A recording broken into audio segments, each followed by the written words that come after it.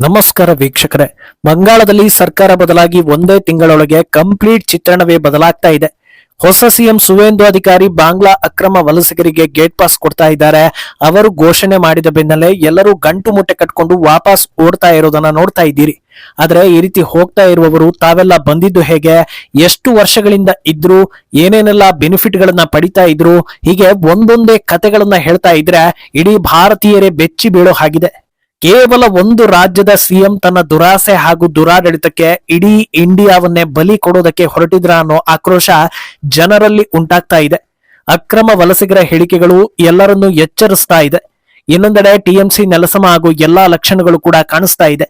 ಇದೆಲ್ಲವನ್ನ one by one ವಿವರಿಸ್ತಾ ಹೋಗ್ತೀವಿ. ಈ ವಿಡಿಯೋವನ್ನ ತಪ್ಪದೆ ಕೊನೆ ತನಕ ನೋಡಿ. ಅದಕ್ಕೂ ಮುನ್ನ ಮೀಡಿಯಾ ಮಾನ್ಸ್ಟರ್ ಚಾನಲ್ ಅನ್ನ ತಪ್ಪದೆ ಸಬ್ಸ್ಕ್ರೈಬ್ ಮಾಡಿ. ಎಸ್, ಬಹುಶಃ ಇನ್ನು 3-4 ತಿಂಗಳುಗಳ ಕಾಲ ಬಂಗಾಳದಿಂದ ಸಾಕಷ್ಟು ರಹಸ್ಯ ವಿಚಾರಗಳು ಆಚೆಗೆ ಬರೋದರಲ್ಲಿ ಯಾವುದೇ ಅನುಮಾನ ಇಲ್ಲ ಅನ್ಸುತ್ತೆ.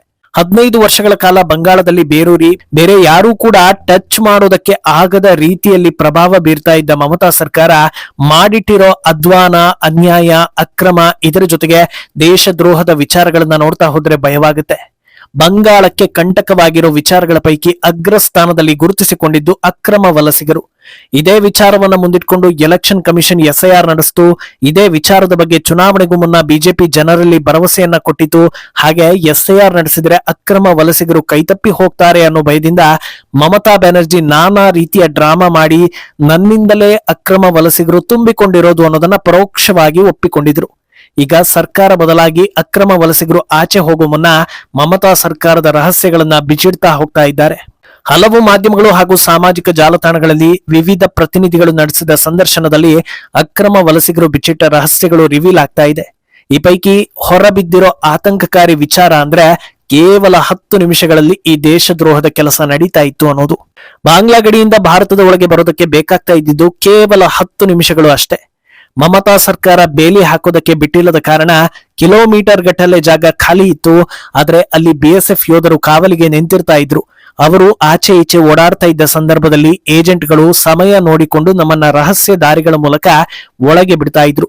ನದಿಗಳು, ಕಾಡು, ಹೀಗೆ ಆಯ್ದ ಜಾಗಗಳನ್ನ ನೋಡಿಕೊಂಡು ಏಜೆಂಟ್ಗಳ ಸಹಾಯದಿಂದ ಕೆಲವೇ ನಿಮಿಷಗಳಲ್ಲಿ ನಾವು ಭಾರತದ ಒಳಗೆ ಬರ್ತಾ ಇದ್ವಿ ಅನ್ನೋದನ್ನ ಕೆಲವರು ಹೇಳ್ಕೊಂಡಿದ್ದಾರೆ.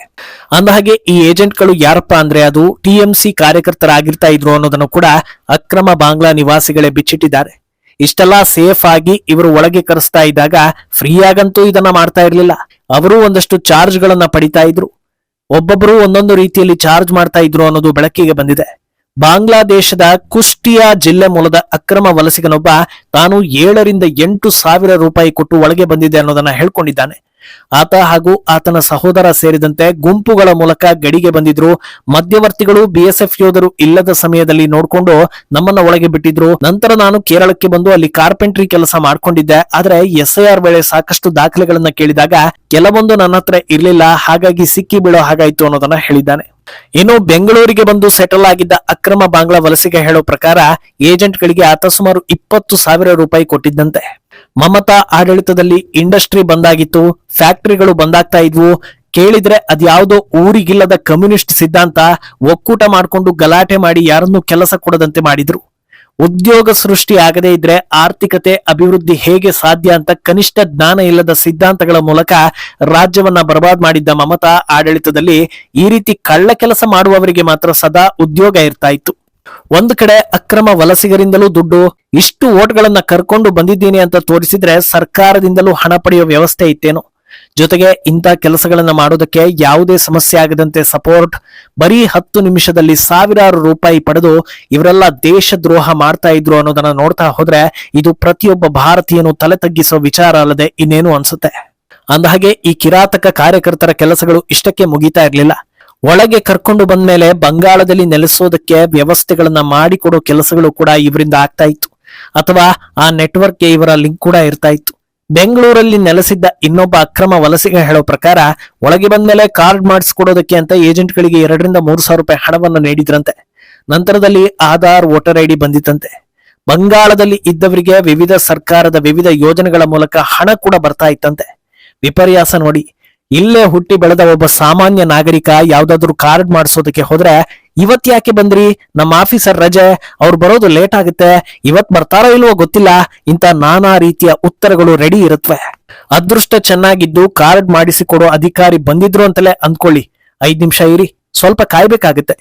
ಏನಾಗಿದೆ ನಿಮ್ ಕಾರ್ಡ್ಗೆ, ಇಷ್ಟ ದಿನ ಯಾಕೆ ಮಾಡಿಸಿರ್ಲಿಲ್ಲ, ನಿಮ್ಮ ಹತ್ರ ಎಲ್ಲಾ ಡೀಟೇಲ್ಸ್ ಇದೆಯಾ, ಇಲ್ಲಿ ನೋಡಿ ಹೆಸರು ಸ್ವಲ್ಪ ಚೇಂಜ್ ಇದೆಯಲ್ಲ, ಈ ರೀತಿ ಹಳೆ ದಾಖಲೆ ಕೊಟ್ರೆ ಹೆಂಗ್ರಿ ಮಾಡೋದು, ಅದ್ ಸರಿ ಇಲ್ಲ, ಇದು ತಂದಿಲ್ಲ ಅಂತ 50 ಸಲ ಅಲೆದಾಡಿಸಿ ಕೊನೆಗೂ ಕಷ್ಟಪಟ್ಟು ಒಂದು ದಾಖಲೆ ಪಡೆಯೋದಕ್ಕೆ ಅರ್ಧ ಜೀವವನ್ನೇ ಭಾರತೀಯರು ಸವೆಸಿರ್ತಾರೆ. ಎಲ್ಲಾ ಕಚೇರಿಗಳಲ್ಲೂ ಹೀಗೆ ಆಗುತ್ತೆ ಅಂತ ನಾವು ಹೇಳೋದಿಲ್ಲ, ಆದ್ರೆ ಈ ರೀತಿ ಆಗುತ್ತೆ ಅನ್ನೋದನ್ನ ನೀವು ಕೂಡ ಒಪ್ಪುವಂತ ಘಟನೆಗಳು ನಡೀತಾನೆ ಇರುತ್ತೆ. ಆದ್ರೆ ಇನ್ನೊಂದು ದಿಕ್ಕಲ್ಲಿ ಬೇಲಿ ಹಾರಿ ಬರೋ ಪರದೇಶಿಗಳಿಗೆ 2,000 ಕೊಟ್ರೆ ಎಲ್ಲಾ ಡಾಕ್ಯುಮೆಂಟ್ಗಳು ಈಸಿಯಾಗಿ ಕೈಗೆ ಬರುತ್ತೆ ಅಂದಾಗ ಇಂಥವರನ್ನ ಏನ್ ಮಾಡ್ಬೇಕು ಅನ್ನೋದನ್ನ ನೀವೇ ಹೇಳಿ. ಈ ಕಥೆಗಳು ಇಲ್ಲಿಗೆ ಮುಗಿಯೋದಿಲ್ಲ. ರಾಷ್ಟ್ರೀಯ ಮಾಧ್ಯಮಕ್ಕೆ ಮಾತಾಡಿರೋ ಇನ್ನೊಬ್ಬ ಬಾಂಗ್ಲಾ ಮಹಿಳೆ ಹೇಳೋದು, ತೃಣಮೂಲ ಕಾಂಗ್ರೆಸ್ ಸರ್ಕಾರದಲ್ಲಿ ಎಲ್ಲಾ ಒರಿಜಿನಲ್ ಡಾಕ್ಯುಮೆಂಟ್ ಗಳನ್ನ ಮಾಡಿಸ್ಕೊಟ್ಟಿದ್ರು, ನನ್ನ ಬಳಿ ಇರೋ ಕಾರ್ಡ್ಗಳ ಮೇಲೆ ಮೇಡ್ ಇನ್ ಇಂಡಿಯಾ ಅಂತ ಇದೆ. ಅಷ್ಟೇ ಅಲ್ಲ, ಮಮತಾ ಕಾಲದ ಲಕ್ಷ್ಮೀ ಭಂಡಾರ್ ಯೋಜನೆಯ ಲಾಭ ಕೂಡ ನಮಗೆ ಕಳೆದ 2-3 ವರ್ಷದಿಂದ ಸಿಗ್ತಾ ಇತ್ತು ಅನ್ನೋದನ್ನ ಕೂಡ ಹೇಳ್ಕೊಂಡಿದ್ದಾಳೆ.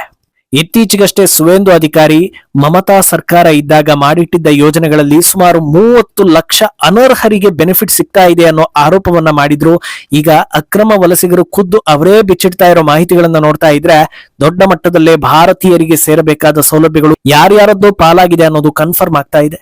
ಇನ್ನು ಕೆಲ ಅಕ್ರಮ ವಲಸಿಗರು ಇಷ್ಟು ವರ್ಷಗಳ ಕಾಲ ನಮ್ಮನ್ನ ಹೊರ ಹೋಗೋದಕ್ಕೆ ಯಾರು ಹೇಳಿರ್ಲಿಲ್ಲ, ಆದ್ರೆ ಈಗ ಸರ್ಕಾರ ಚೇಂಜ್ ಆಗಿ ನಮ್ಮನ್ನ ಆಚೆ ಕಳಿಸ್ತಾ ಇದ್ದಾರೆ, ನಮ್ಮನ್ನ ಕೆಲಸಕ್ಕೆ ಇಟ್ಕೊಳ್ಳೋ ಜಮೀನ್ದಾರರಿಗೂ 2 ಲಕ್ಷ ಫೈನ್ ಹಾಗೂ 2 ವರ್ಷ ಜೈಲು ಶಿಕ್ಷೆ ಅಂತ ವಾರ್ನಿಂಗ್ ಕೊಟ್ಟಿದ್ದಾರೆ, ಆದ್ರಿಂದ ನಾವು ಆಚೆ ಹೋಗ್ಲೇಬೇಕಾಗಿದೆ ಅಂತ ಹೇಳಿದ್ದಾಳೆ. ಇನ್ನು ಗಡಿಯಲ್ಲಿ ಆಚೆ ಹೋಗೋದಕ್ಕೆ ರೆಡಿ ಇದ್ದ ಮತ್ತೊಬ್ಬ ವ್ಯಕ್ತಿ ಕಳೆದ 5 ವರ್ಷದ ಹಿಂದೆ ಸುಮಾರು 9,000 ರೂಪಾಯಿ ಕೊಟ್ಟು ಭಾರತದ ಒಳಗೆ ಬಂದಿದ್ದೆ ಅಂತ ಹೇಳಿದ್ದಾನೆ.